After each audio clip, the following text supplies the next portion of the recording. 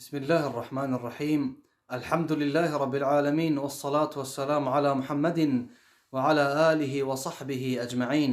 أفرو أم چه بکن برانبر و ایشه بناو کرونا در کفتی، چه بکن حتی ام بهین پاراستن برانبر و ایشه که ام ببینین أفرو جهان همی یا پی و مجیله تا که چرا سری دفشنده به نصیحت پیغمبر علیه الصلاة والسلام تطبیق بکن دما ایشه طاعون هاتی. پیغمبر علیه الصلاة والسلام گفت اف جه ایشه طاعون تیدا پیدا بوی کس نشنه و جهیدا هرواز خلقی ویجه هیچ ویجه ندر کفن ویجا ام چه بکن افرو ام صبره بگیریم برانبر و ایشه برانبر و نخوشیه اوانو کف سر بسرمان و سر جهان بگشتی ده هاتی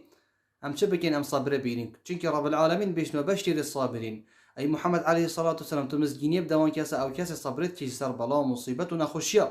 ویجا اف بلا مصیبت هات یا ریکم ام صبره سرا بگیریم. افرو بما بهتا گوتن کو ایشا کرونا نمو و چو چند مزگین یکا خوش بوی کسی اف کسی خو پارا سید مالا خود مای و افش بخیر و سلامتی بسر دابوری هراس هم چه بکن مهیوی و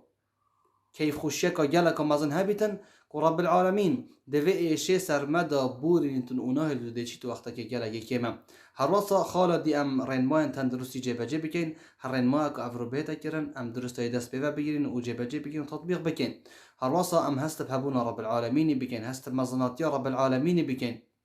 و افرو ام ببینین کسی هزوشیانه و اشارات الا رب العالمین نبیتن.